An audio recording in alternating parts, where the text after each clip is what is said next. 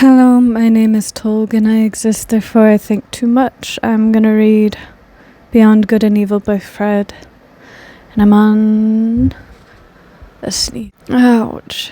Okay, I'm on point 61. I rant as I read, so I get about 2 points at a time, if that. And I cuss as I talk. So if things are like this, if these things don't agree with you, go be somewhere you agree with. Or you could always change your mind. Because life is full of things you should change your mind about. Okay, so point 61. I'm doing well today. Sorry. Okay. The philosopher, as we, free spirits, understand him, as the man of the greatest responsibility. Really, that's how we understand a philosopher. Not making life or death decisions, but okie dokie. Who has the conscience for the general development of mankind? Development is important, I'll admit. Will use religion for his disciplining and educating work. At the very least, spirituality, I think. Like Freud. I don't know that Freud relied so heavily on religion. But I have yet to read all of his works. I just read that. Just as he will use the contemporary political and economic conditions. So, he'll use everything at his disposal as one should. We're just defining a philosopher, which we've already done in this book. The selecting and disciplining influence, destructive as well as creative and fashioning, which can be exercised by means of religion, is manifold and varied, according to the sort of people placed under its spell and protection. Okay. For those who are strong and independent, destined and trained to command, in whom the judgment and skill of a ruling race is incorporated, religion is an additional means for overcoming resistance in the exercise of authority. I think Fred probably really liked Stoicism, given that understanding of his.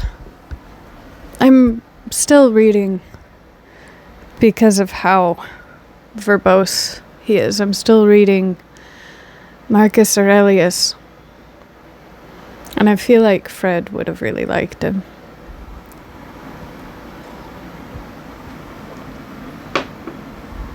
At the very least, simply for how Aurelius takes away from everything he's been surrounded by, learns from everything. Okay, I don't know where I left off because I'm actually still really tired. Religion is an additional means for overcoming resistance in the exercise of authority, as a bond which binds rulers and subjects in common. Religion is an additional means for overcoming resistance. Yep. Unless it's Buddhism or kind of Shintoism, but any religion that's based in ancestral worship, I think would not be a good means to exercise authority. I was reading something, and it was denoting that loyalty among the upper class in most monarch systems or oligarch systems was based on who the family needed to be loyal to politically. And so that could be trusted even against the individual's wants and desires. They still needed to adhere to what the family wanted, because that's essentially where the support came from, monetarily, educationally, all of that. And the conclusion in the story I'm reading was that those who are not bound by such superficial loyalty, when it is that they have strength of character, the motivation for doing something is vastly different. Instead of it being primarily self-satisfactorial of saving oneself, it ends up being something more grandiose, doing it for the ideation of another's growth and being satisfied in their growth rather than your own, or being happy with someone else being able to feel loved, or finding fulfillment in just being able to support someone rather than doing what the family wants you to do. And that is something, if you're born into a pseudo caste or an absolute caste and you are in the upper echelons, that is something I have understood you have a tendency to be deprived of, is this search for individuality. And what limited access you do have to individuality is still owed to everything that has made you prior, which is your family and the family name. So at what point do you decide who you are as you are versus as you were made, and what you owe? Those that seem to have the most freedom in society are those that society overlooks. As a bond which binds rulers and subjects in common, betraying and surrendering to the former the conscience of the latter their inmost heart, which would fain escape obedience. It wasn't necessarily entirely relevant, but not also entirely irrelevant, as this is more pertaining to religion, and I think Fred hates religion more than I do. Again, I've said it before, but religion definitively has its place in society, and I think any practice is important because, at the very, very least, it teaches dedication to a craft. It teaches, there's a word and it's just evading the hell out of my brain. It's something akin to accountability. It teaches you to grow a spine, stand by what the fuck you say you're about. Although, you can take that too far, and I do think you should question everything to a healthy degree. Because, like anything, too much of anything is a bad thing. You can question things too much and end up in an existential crisis. Also, that has been overused, the term. Is it a crisis, or are you just dealing with existentiality? Which a lot of, philosophers definitely have battled with. Crisis means, you're probably needing to go to asylum. On that point, we need better indication of what is mental illness and mental health, how to aim for mental health, and what to expect from others when you are on your journey to be healthy. I had to sneeze. But what I mean about what I just said, on the journey to be mentally healthy, what to expect of others beyond just trying to get healthy yourself. In concerning asylums, a lot of people understand I'm here because, a lot of people, not everyone, but I'm here because I'm not well enough to participate in society. At which point it's a level of holding oneself accountable, but at that point it is rather difficult for a good majority to hold others accountable, which puts them in a position of being able to be taken advantage of. And when the healthcare existence, when the existence of healthcare is balanced and dependent on pharmaceuticals primarily, I think it lessens the morality of the entire place. And it's very easy to take advantage of people who are seeking help. And as a society, I've been thinking what everybody says they don't like war, but energy can neither be created nor destroyed. So what would one do with all the energy that promotes war? You would take care of others. You would fight for those that need to be seen and heard and understood. You would fight for others' rights. You would be a protector. And past that, if you have nothing going on, you'd be an artist. Much like the way of the sword also teaches the sword dance. So,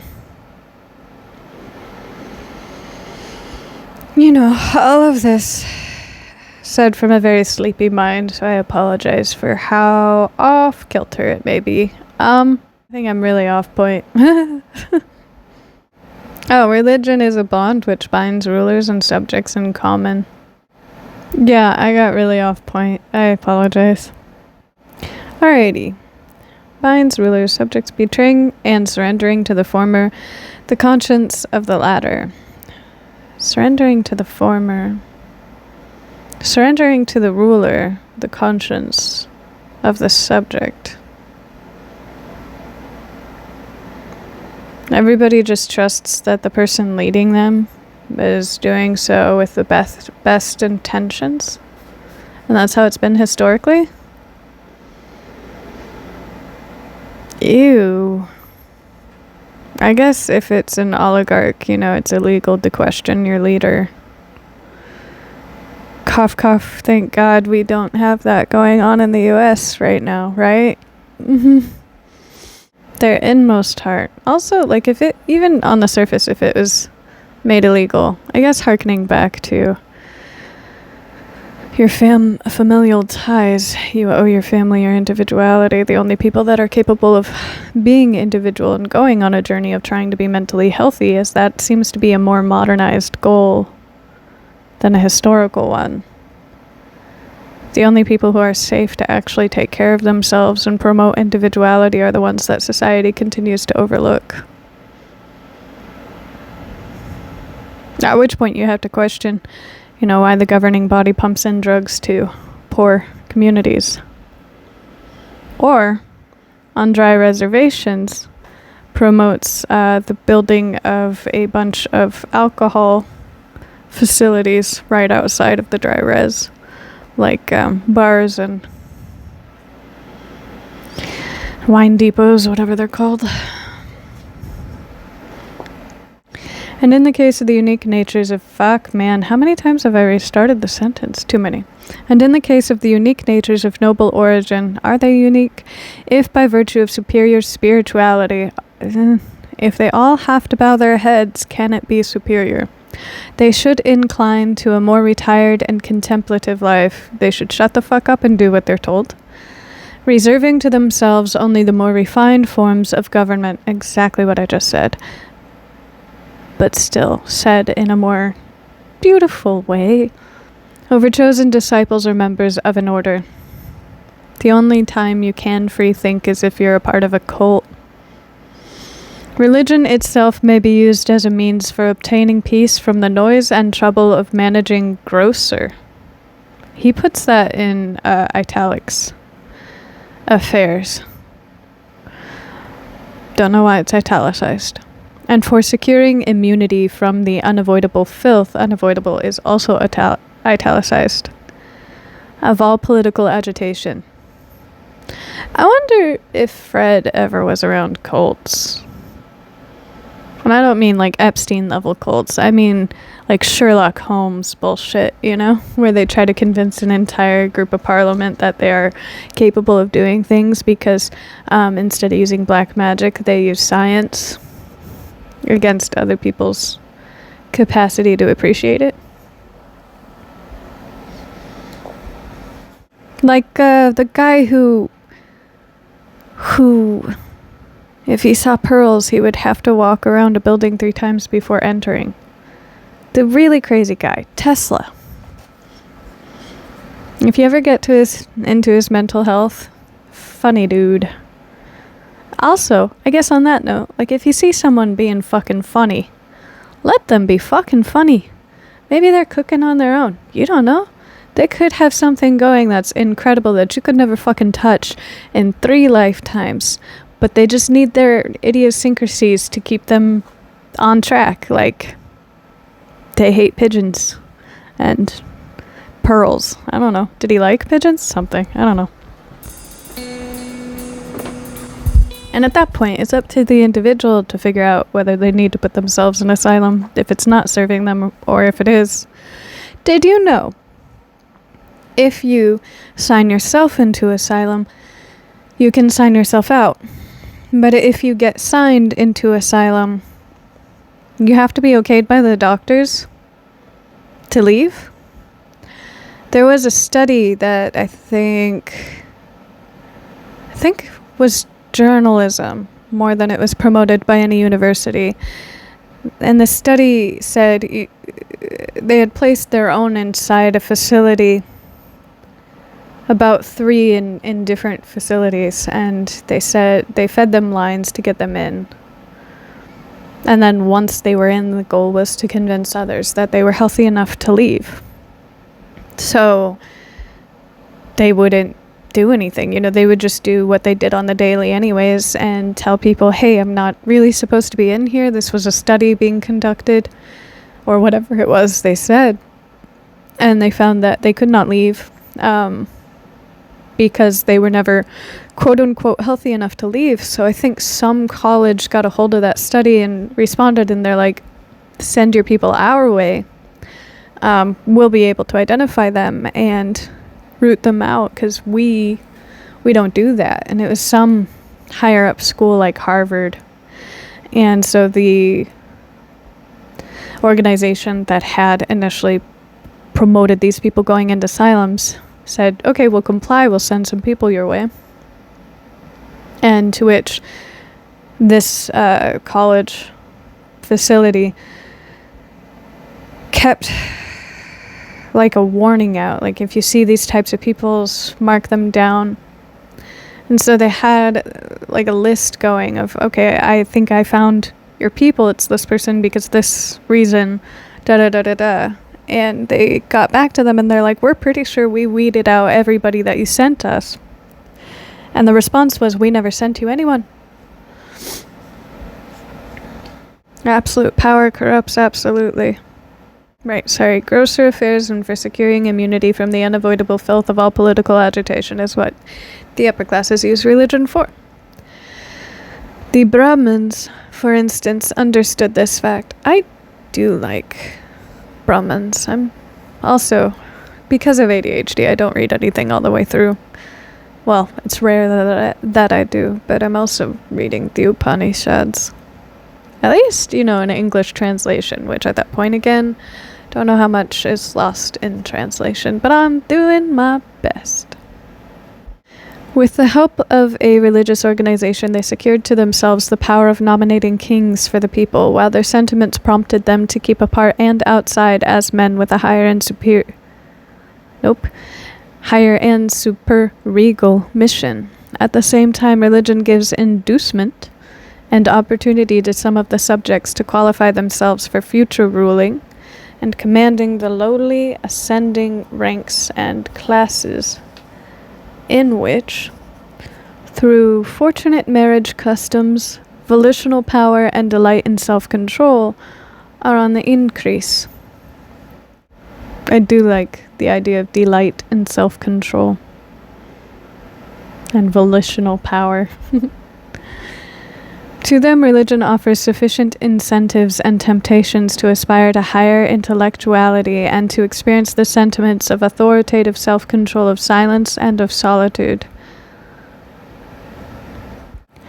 I feel like, I'm pretty sure Brahmins are Hindu. I could be wrong. But I feel like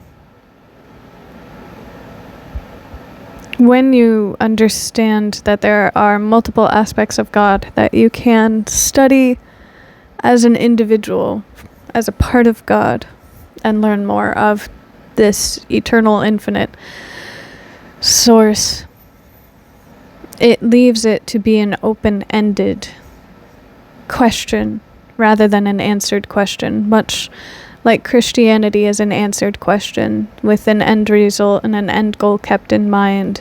So everyone has to be convinced of the same thing. Where in another, your constant study is an individual goal, an individual revelation that helps not only a personal growth, but could potentially help everybody else's growth. And that is where the tools of silence and meditative practice significantly differ between the two. One is finite and one is infinite. Even though, in a very abstract and less specified way, they are believing essentially in an infinite source as God. And that is a similarity between the two. But again, where Christianity draws specificities, Hinduism gives you tales and lore of the past and lets you seek more for yourself and for others, based on the foundational blocks already provided. Asceticism and Puritanism are almost indispensable means of educating and ennobling, not Puritanism. Did we just entirely forget what happened in Salem, Massachusetts? Because that was not noble. That was not noble. It was the same tactic used in any fucked up government, Pol Pot, Mao Zedong, Hitler, where you have your neighbors turn each other in on the premise of you will ascertain what they have afterwards. Their property's up for grabs, their position is up for grabs. At the very least, you'll get rid of whom makes you upset. Puritanism is not noble. It looks out for nobody but oneself, which seeks to rise above its hereditary baseness and work itself upwards to future supremacy. Asceticism, I don't think, works in line with supremacy. Get rid of everything and live in a minimalist way so as to understand everything better by not owning it, by not having it, by sitting aloft from it. Live a life of servitude and humility. Okay. And finally, to ordinary men, to the majority of the people who exist for service and general utility and are only so far entitled to exist, religion gives invaluable contentedness with their lot and condition, peace of heart, ennoblement of obedience, additional social happiness and sympathy. What is doing this? Brainwashing. Religion gives invaluable contentedness with their lot, condition, peace of heart, ennoblement of obedience, social happiness, and sympathy. Okay, I don't know how to put it in words because so far it's only an idea in my brain. But it is appearing as though religion is a filter by which everything internal, not necessarily that it can be screened, but that it, if you apply this filter, if you look through this lens, you can keep everything on this side safe. And the projection, the superficial projection provided, keeps you societally protected. Like sympathy. You can keep your emotions safe internally, and through the applied lens of religion, you can act as though you're sympathetic without giving anything of your actual self, without having to honestly feel emotive towards someone else's situation. Oh, God bless, let me pray for you. Rather than, fuck, that sucks. That hurts. And it leads to, talking about mental illness versus mental wellness, it leads to not dealing with fucking anything. If you're incapable of understanding how you feel towards a situation because of a perceived notion of guilt, maybe, how in the hell are you supposed to understand how you feel towards yourself? Or at all, in any situation. I think religion provides this superficial ideation of safety to such an extent that pursuance of mental wellness is stunted. You can act like it, you can saunter like it, you can walk like it, so do you really, really need to actually become it? That's left for the saints to do. Everybody else just needs to get their paycheck. Happiness and sympathy was something of transfiguration and embellishment. Something of justification of all the commonplaceness, all the meanness, all the semi-animal poverty of their souls. Religion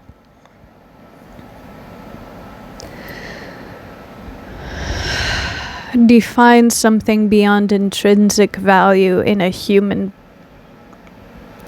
Religion defines that the value is somehow super imposed.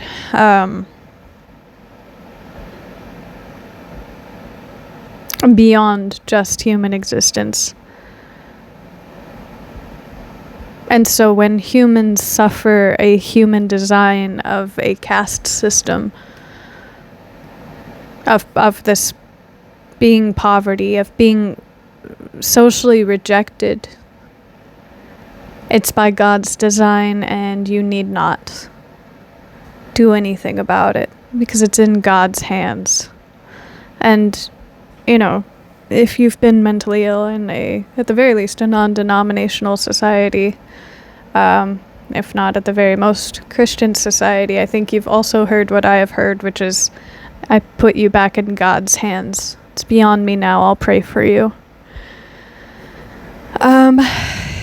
Which, if you choose to not think for yourself and you put a lot of trust into a society that aims to keep the reins in a specific situation, it again leads not only yourself stunts you from mental wellness, but it leads others into, this is just how it is. Don't need to think more about it. This is just our town crazy person. No one needs to understand that this person is suffering immense loss and grief. And the reason this woman is the town crazy person is because she had 3 miscarriages and lost her husband to war.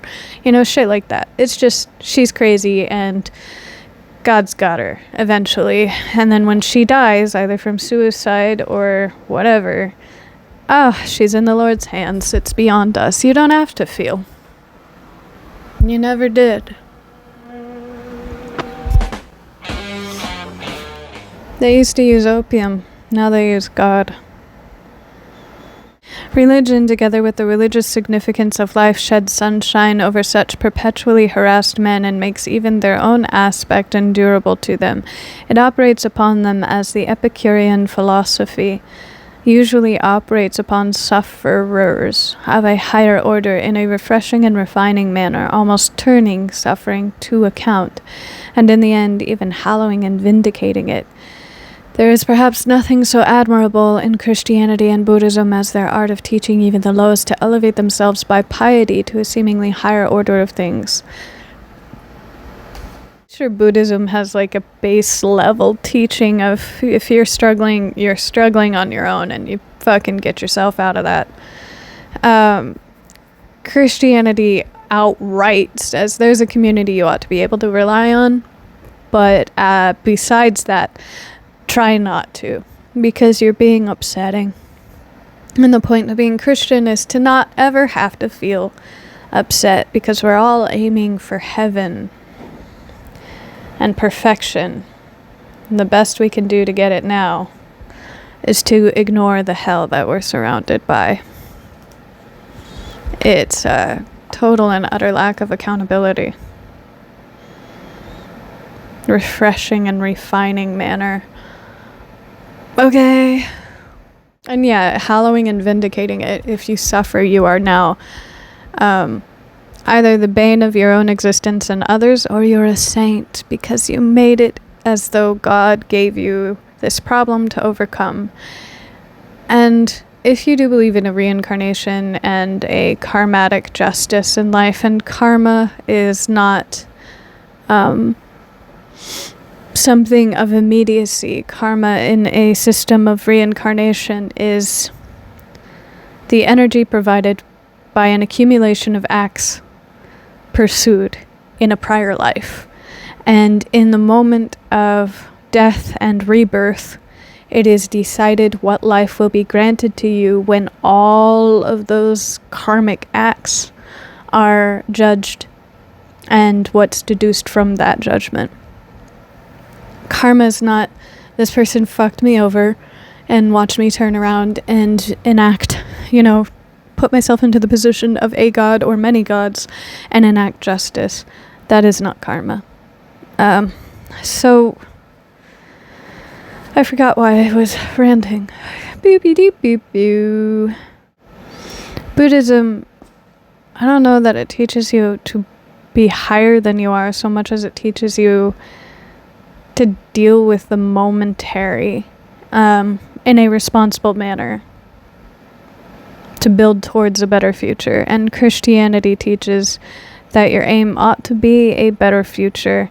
And if you go by Jesus's teachings, that you should build morally into society so that everybody has a chance at human life that is worth having. If you go by the church's teachings, mega churches specifically, the aim is to admonish, control, and die. And then you have missionary, which is this creepy notion. In all of your imperfection, I will teach you what it is to be perfect, though it remains inaccessible to you due to poverty. It's really creepy. And it puts you in a position of assumption. How do you fucking know how the other person feels about where the fuck they're at? Let me teach you something better. How do you know that you're actually teaching anything better? There's this society, and I do not remember what they're called, but it's essentially an indigenous tribe in a not island nation, but a more fair weather. They live closer to the ocean, and so their means of procuring resources is, reliant on nature. And the mission work that was done in this community was, hey, we can provide you with a better life. We can, what the Catholics did, provide you medical, or what modern Christianity does, provide you commerce and competition. To which the response was, why? We have everything we want. We're happy. We provide for one another. We take care of each other. We aren't struggling, and when we do have struggle, we have a community to help us. Why do we want what you're giving? As well, they have a language based on word of mouth, history based on word of mouth. And so their language adapted to indicate, as they talk, the source material by how they came across the understanding. So when this person was doing the video on YouTube that I watched and said, if you're asking hey, where is John? The answer is John went fishing. I saw, or I heard from, or I experienced that John went fishing. And so when someone was performing mission work there and said, well, this person, this evocative, elevated individual died for our sins or exists so that we can become better people, they said, how do you know? Where's the source material? Did you experience this? No. Well, he's been long dead. Okay, well, did you see it? No, he's been long dead. Okay, did someone you know see it? No, I heard about it from a book. Okay, what's the source material for the book? And it was very much in the moment living for that reason, so mission work fell through. But if you, this shirt is, the reason it's a bloody handprint, is supposed to evoke understanding and support for finding and protecting against missing, murdered Indigenous women, but Indigenous peoples. And so if you, like in the US, promote a separation between generations, especially in a society where history and understanding and spirituality is handed down verbally by word of mouth, if you separate generations and put certain indigenous groups like the youth into religious schools and the adults into encampments elsewhere, then you have the ability to destroy an entire understanding of history, of culture. You've raped a civilization of their birthright, their innate knowledge, and it makes it so much easier to perform your mission work and convince others that your God is better, unless, of course, like the missing, murdered Indigenous children, you get abused to the point of murder. And now you're in a mass grave that everybody refuses to acknowledge as they walk on top of you. Before the current president, there was a motion to honor the graves of the children, to find them by using electromagnetic reading from the surface. That fell through. So, holy shit, I did pause it and I'm already at 33, so this is a long video. I'll only get to one point. Haha.